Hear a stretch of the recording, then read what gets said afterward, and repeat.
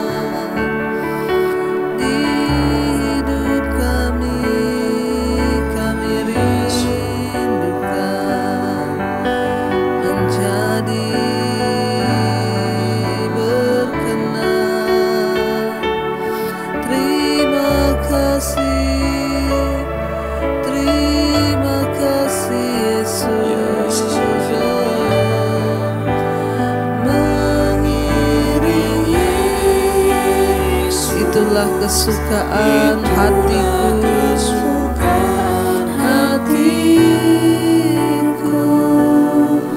Ku lepas semua hakku untuk mengenal kehendaknya di hidupku. Mengikut Yesus, itulah kesukaan hidup kami, Tuhan.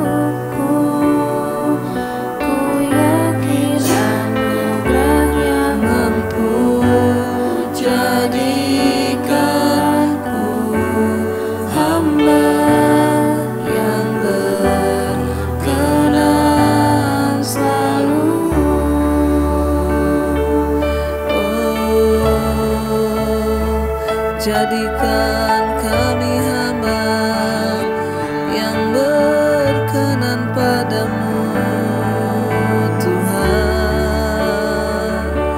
Terima kasih.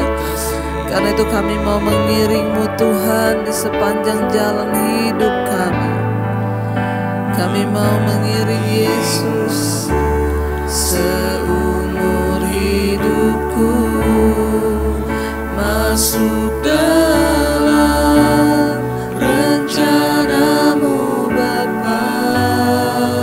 Pikiranku, kehendak kami, Tuhan, kami serahkan. Ku serahkan padamu harapanku.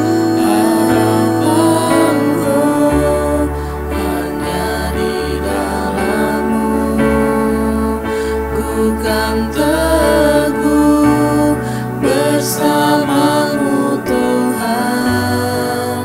Jadikanku bejana-Mu untuk kemuliaan-Mu, untuk memuliakan-Mu.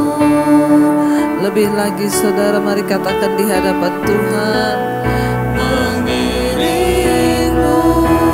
Seumur hidupku, masuk dalam rencana-Mu, Bapa.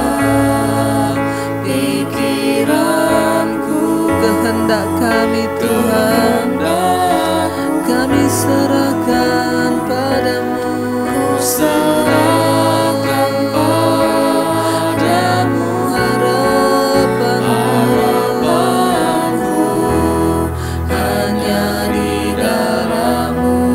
Kami kan teguh, Tuhan, bersama-Mu, Tuhan. Jadikanku bejana-Mu untuk memuliakan-Mu. Amin. Ini kerinduan kami, Tuhan. Mari lebih lagi, saudara, angkat suaramu pada Tuhan.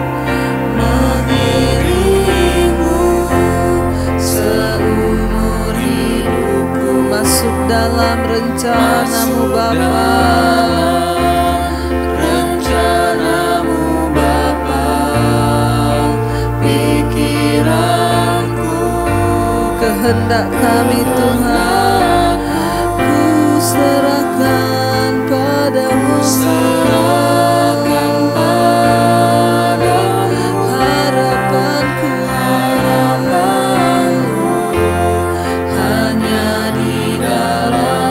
Kami kan teguh, Tuhan, kan teguh bersama-Mu, Tuhan.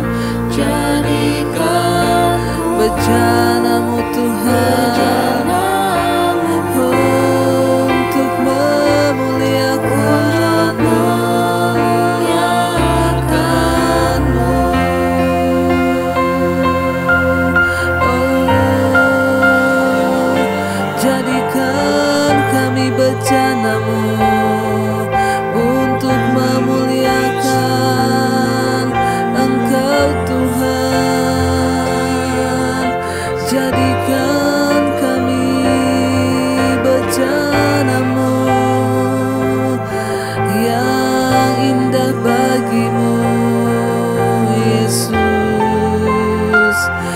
mau mengiring-Mu Tuhan sepanjang jalan hidup kami, agar kami boleh memuliakan nama-Mu Tuhan.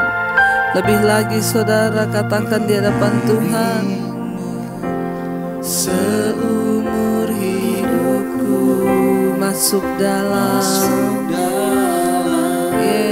rencana-Mu Bapa, pikiranku, kehendak kami Tuhan, oh kami serahkan padamu, harapanku hanya di dalam-Mu. Kami kan teguh Tuhan, bersama-Mu Tuhan, pikiranku berjalan-Mu untuk memuliakan-Mu.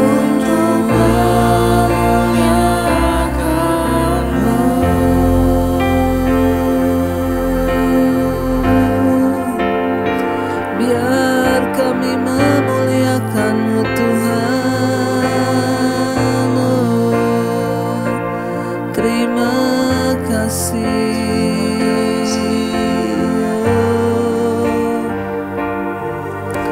terima kasih Yesus. Oh, ini hidup kami Tuhan. Biar kami terus mau memuliakan Engkau di sepanjang umur hidup kami, menyenangkan-Mu, bahkan berjalan dalam rencana dan kehendak-Mu ya Bapa. Terima kasih Tuhan.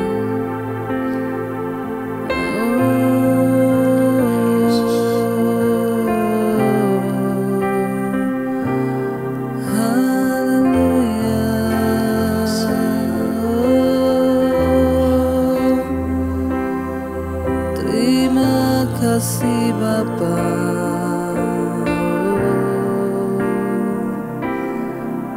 Haleluya. Engkau segala-galanya di hidup kami Tuhan. Haleluya. Kaulah segalanya di dalam hidupku,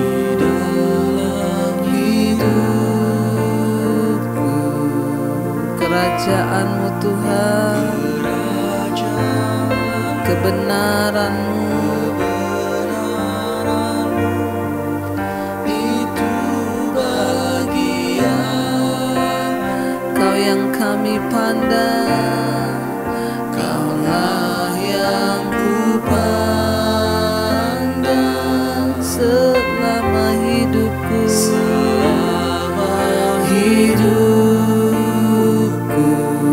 mengasihi-Mu, memuliakan-Mu, Bapa dan Raja.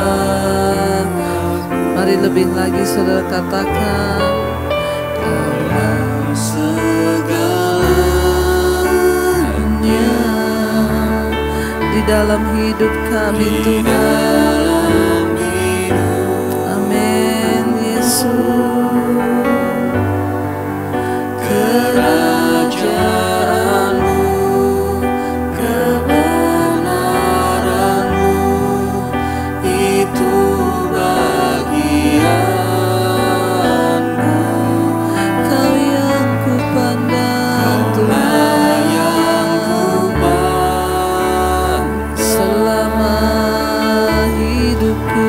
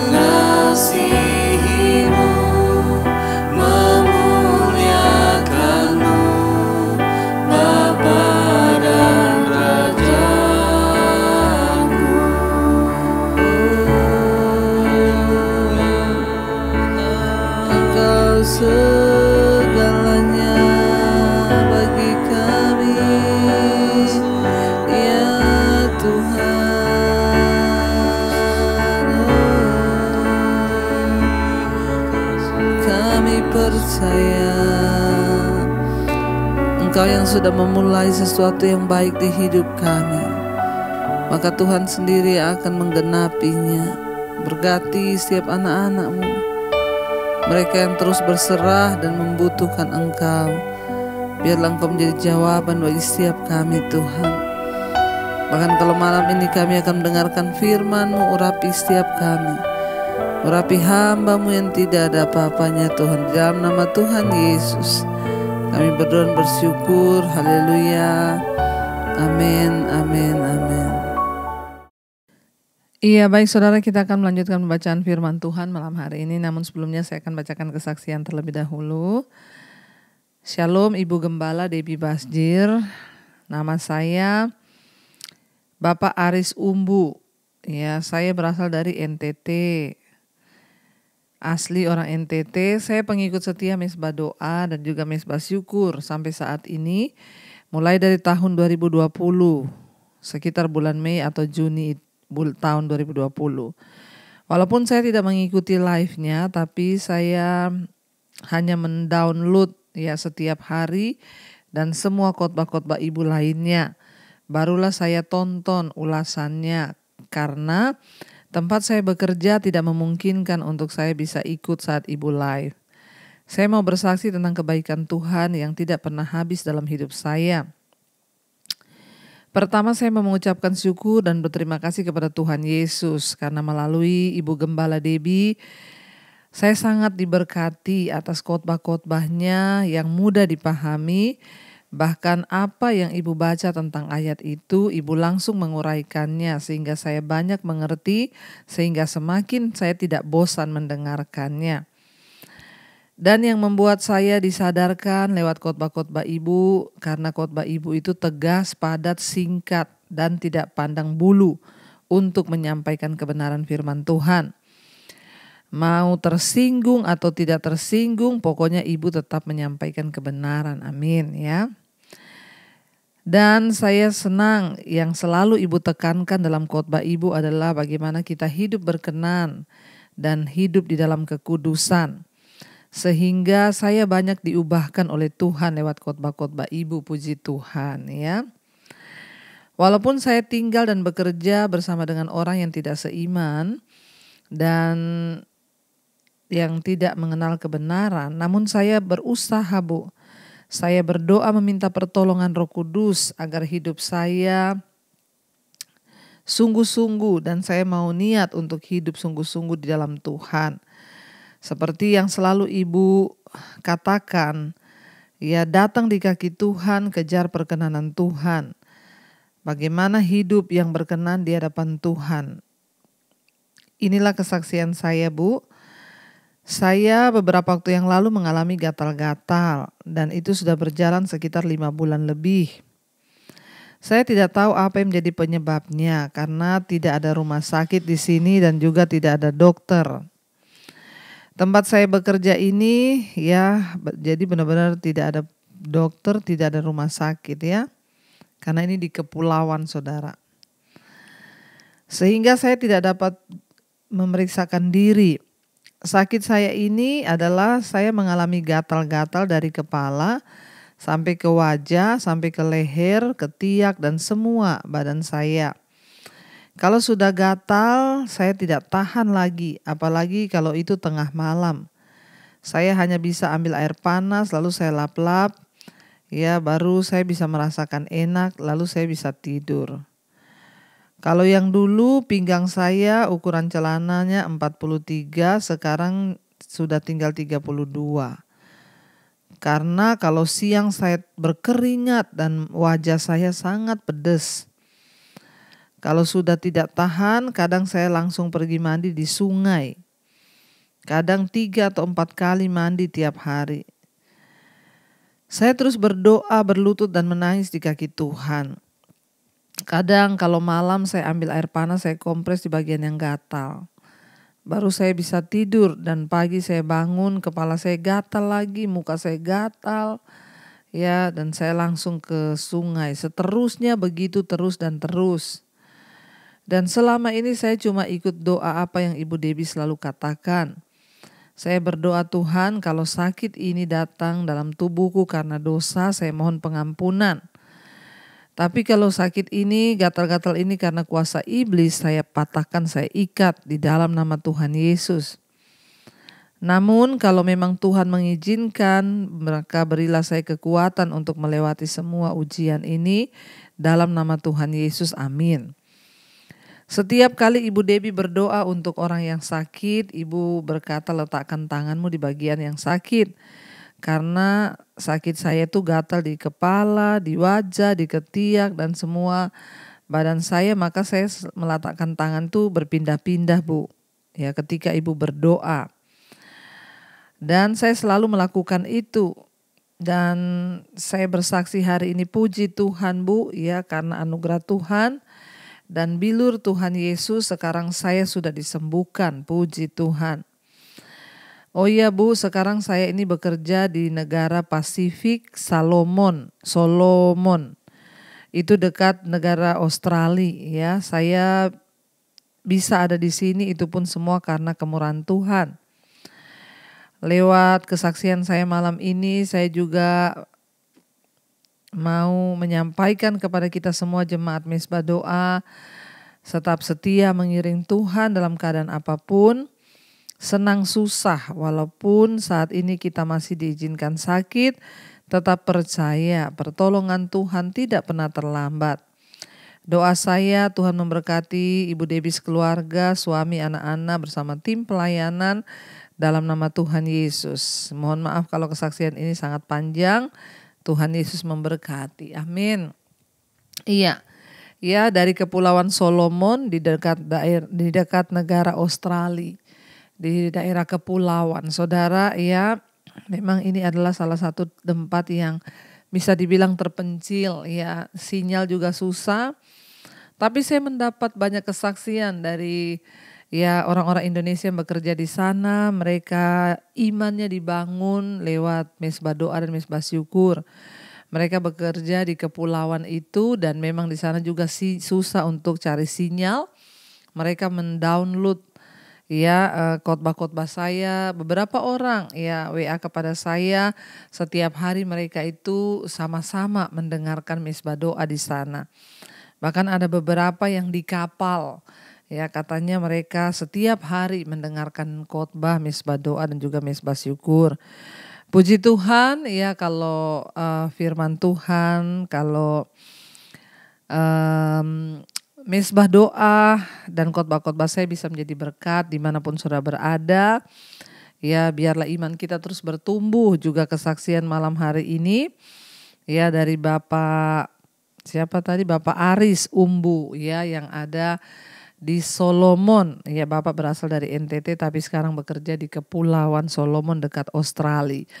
Ya, terima kasih kesaksiannya Pak. Saudara bayangkan kena sakit gatal-gatal yang membuat mukanya pedes, ya, berkeringat, tidak tahan dan hampir 5 bulan sampai berat badannya turun hampir 10 kilo. Itu karena tidak bisa tidur nyenyak. Dan dia terus setia dan tidak ada dokter juga di sana. Ya, mungkin bisa jadi karena banyak faktor ya Pak. Bisa memang karena air sungai yang kotor, cuaca yang Bapak tidak cocok, atau juga karena kuasa gelap bisa. Karena itu ya betul Bapak mengikuti ya doa yang sering saya katakan, kalau sakit ini karena dosa ampuni, kalau karena kuasa kegelapan patahkan, hancurkan dalam nama Yesus. Kalau memang Tuhan izinkan maka Tuhan akan beri kekuatan dan berdoa terus minta kesembuhan. Puji Tuhan Bapak sudah disembuhkan, kami berdoa Pak teruslah kuat dalam iman sekalipun jauh dari tanah air. Ya Tuhan melihat hati dan imanmu bekerja, ya jadilah teladan dan berkat bagi ya orang-orang yang belum mengenal Yesus di sana. Terima kasih buat kesaksiannya hari ini, puji Tuhan, Tuhan Yesus memberkati. Baik saudara, kita akan melanjutkan pembacaan firman Tuhan hari ini. Kita sekarang sudah di Keluaran pasal yang ke-11. Tadi malam kita sudah selesai dengan Keluaran pasal yang ke-10, bagaimana Tuhan mengizinkan tulah gelap gulita terjadi di Mesir. Sehingga ya para tukang sihir di Mesir kewalahan karena mereka punya dewa matahari yang diagungkan sebagai ya dewa dari segala dewa. Tetapi ternyata dewa matahari tidak bisa memberi terang ketika Tuhan menulahi mereka dengan gelap gulita yang sangat luar biasa, gelap gulita itu. Dan akhirnya Firaun tetap ya membohongi Musa untuk membawa bangsa itu keluar, tapi ternyata tidak diizinkan. Dan sekarang kita akan lanjutkan Keluaran pasal yang ke-11, tulah ke-10 diberitahukan. Pasal yang ke-11 ayat yang pertama, berfirmanlah Tuhan kepada Musa, aku akan mendatangkan satu tulah lagi atas Firaun dan atas Mesir. Sesudah itu ia akan membiarkan kamu pergi dari sini. Apabila ia membiarkan kamu pergi, ia akan benar-benar mengusir kamu dari sini. Ya, Tuhan berkata, kali ini tidak main-main. Ya, tulah yang terakhir yang akan Tuhan berikan kepada mereka, yang akan benar-benar membuat mereka itu takut dan akhirnya mengusir orang Israel dari sana. Ayat yang kedua, baiklah katakan kepada bangsa itu supaya setiap laki-laki meminta barang-barang emas dan perak kepada tetangganya dan setiap perempuan ya kepada tetangganya pula. Ayat 3, lalu Tuhan membuat orang Mesir bermurah hati terhadap bangsa itu. Lagi pula Musa adalah ya seorang yang sangat terpandang di tanah Mesir, di mata pegawai-pegawai Firaun dan di mata rakyat. Jadi ya Tuhan menyuruh seperti yang pernah dia firmankan dulu. Tuhan berfirman kalau pergi ya minta emas perak harta orang Mesir untuk kamu bisa bawa. Maka Tuhan membiarkan ya orang Mesir bermurah hati sehingga ya bangsa Israel itu hanya meminta dan mereka dengan sukarela memberikan. Apalagi ya karena Musa itu adalah orang yang terpandang. Bahkan di depan mata para pegawai Firaun, ya pada orang-orang Mesir, Musa itu terpandang saudara. Ayat 4, berkatalah Musa, beginilah firman Tuhan pada waktu tengah malam, aku akan berjalan dari tengah-tengah Mesir. Ayat 5, maka tiap-tiap anak sulung di tanah Mesir akan mati. Dari anak sulung Firaun yang duduk di tahtanya sampai kepada anak sulung budak perempuan yang menghadapi batu kilangan. Juga segala anak sulung hewan dan seruan yang hebat akan terjadi di tanah Mesir, seperti yang belum pernah terjadi dan seperti yang tidak akan pernah terjadi lagi. Saudara bisa bayangkan tulah yang ke-10 kematian anak sulung. Semua anak sulung mati saudara. Jadi pasti bangsa Mesir berduka karena setiap rumah punya anak sulung, setiap keluarga punya anak sulung dan bukan hanya anak mereka. Ternak mereka juga yang sulung semuanya akan mati kata Tuhan. Ya sehingga Tuhan berkata beritahu kepada Musa ya seruan yang hebat itu akan terjadi. Ya beritahu kepada Firaun ya Tuhan berkata kepada Musa. Seruan tangisan yang hebat akan terjadi di Mesir karena kehilangan anak sulung. Ayat 7. Tetapi kepada siapa juga dari orang Israel seekor anjing pun tidak akan berani menggonggong baik kepada manusia maupun kepada binatang. Supaya kamu mengetahui bahwa Tuhan membuat perbedaan antara orang Mesir dan orang Israel. Ya tapi Tuhan berkata bagi bangsa Israel tidak akan terjadi itu. Bahkan anjing pun tidak akan menggonggong orang Israel karena Tuhan menyatakan perbedaan antara orang Israel dan orang Mesir. Orang Israel yang menyembah Allah dan orang Mesir yang tidak. Karena itu saudara hati-hati ya selalu ada perbedaan antara orang yang sungguh-sungguh menyembah Tuhan, mencari Tuhan dengan orang yang tidak sungguh-sungguh. Karena itu mari kita memilih untuk sungguh-sungguh mencari Tuhan ya. Ayat yang berikutnya dikatakan ayat yang ke-8, dan semua pegawaimu ini akan datang kepadaku dan sujud kepadaku serta berkata, keluarlah engkau dan seluruh rakyat yang mengikuti engkau. Sesudah itu aku akan keluar. Lalu Musa meninggalkan Firaun dengan marah yang bernyala-nyala. Saudara, Musa disuruh Tuhan untuk memberitahu kepada Firaun bahwa Allah Israel pada saat itu ya akan membuat perbedaan menjadi sangat jelas. Tuhan menyuruh Musa ya menyampaikan itu kepada Firaun. Ya, kenapa saudara? Karena Tuhan itu mengetahui bahwa orang Ibrani akan menjadi umat pilihannya, makanya akan ada perbedaan. Perbedaan tersebut juga terbentuk di dalam pikiran Musa, namun orang-orang Ibrani tetap melihat perbedaan tersebut hanya dalam kaitan dengan budak dan orang-orang merdeka. Belakangan ketika mereka berada di padang gurun, Allah baru akan mengajari mereka hukum-hukum, prinsip-prinsip dan nilai-nilai yang akan membuat mereka berbeda sebagai umat-Nya.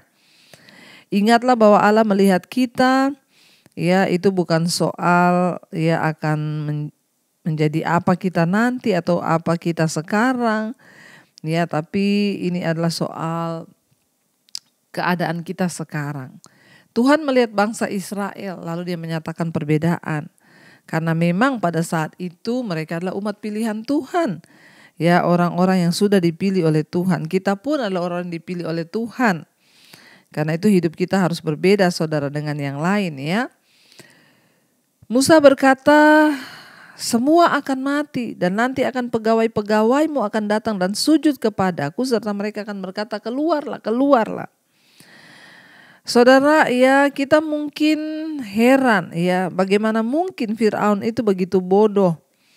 Dia sudah melihat keajaiban Tuhan yang begitu dahsyat, ya, tetapi dia tetap tidak mau, ya, membuka hati untuk menerima kedahsyatan Tuhan. Dia tidak mau menerima mujizat-mujizat yang sudah Tuhan buat yang begitu banyak di tanah Mesir. Ya, ayat yang ke-10 berkata, ya, Musa dan Harun telah melakukan segala mujizat ini di depan Firaun, tetapi Tuhan mengeraskan hati Firaun sehingga tidak membiarkan orang Israel pergi dari negerinya. Ya, jadi kita melihat di situ, saudara, ya, ayat yang ke-9, berfirmanlah Tuhan kepada Musa, Firaun tidak akan mendengarkan kamu, supaya mujizat-mujizat yang kubuat bertambah banyak di tanah Mesir. Ya, Musa dan Harun telah melakukan segala mujizat ini di depan Firaun, tetapi ya Tuhan mengeraskan hati Firaun sehingga tidak membiarkan orang Israel pergi dari negerinya. Ya, jadi kita melihat, saudara, ya, memang karena kekerasan hati Firaun lah makanya Tuhan memang mengeraskan dia. Supaya apa? Semakin banyak mujizat yang dinyatakan, semakin banyak tanda, maka semakin orang Mesir akan percaya. Rakyat Mesir juga akan percaya, saudara, ya. Lalu di sana ya kita melihat, saudara, ya, kenapa Firaun itu hatinya begitu keras dan dia tetap tidak mau terbuka. Ya, Firaun telah membuat keputusan jauh sebelum tulah-tulah itu terjadi. Dan dia tidak dapat percaya bahwa ada orang lain yang lebih besar daripada dirinya. Ketidakpercayaan yang bodoh ini membuat hatinya begitu keras sehingga bencana yang besar sekalipun ya tidak akan dapat melembutkan hatinya. Pada akhirnya dibutuhkan bencana yang lebih besar lagi. Ya, dan yang terakhir yaitu kematian anaknya sendiri. Dan hal itu dilakukan Tuhan untuk memaksa dia mengakui otoritas Allah. Sebenarnya bukan hanya soal melepaskan bangsa itu pergi, tetapi Firaun ini hatinya itu masih tetap sombong dan tidak mau mengakui Allah Israel. Jadi titik poinnya itu di situ. Kenapa Tuhan mengeraskan hatinya terus? Ya, karena dia tetap tidak percaya. Sekalipun mungkin dia mau melepaskan mereka, tapi dia tetap tidak akan mengakui Tuhan. Nah, tujuannya Tuhan melakukan hal itu adalah supaya Firaun ini mengaku bahwa Allah itu ya besar, Allah itu baik, Allah itu hebat, dan Allah itu punya otoritas. Ingat, saudara, Tuhan memberikan kita kehendak bebas dan Dia tidak bisa memaksa hati kita untuk percaya kepada Dia. Karena itu pilihan manusia. Kalau hari ini ada orang-orang yang tidak membuka hatinya untuk mengikuti Tuhan, tetap hidup dalam dosa, ya itu urusannya. Karena Tuhan tidak akan memaksa orang untuk percaya kepada Dia. Itu adalah pilihan dan Tuhan melihat hati. Ini yang menyebabkan kenapa Tuhan terus mengeraskan hatinya untuk membiarkan orang Israel pergi.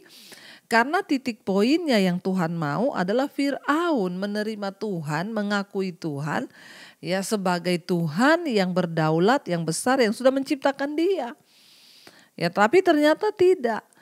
Ya, dia tidak mau membuka hati untuk Tuhan. Jadi sebenarnya bukan cuma urusan bangsa ini pergi atau tidak. Kalau memang cuma urusan bangsa ini pergi atau tidak, Tuhan bisa menggerakkan hati Firaun, ya sudah biarkan mereka pergi saja.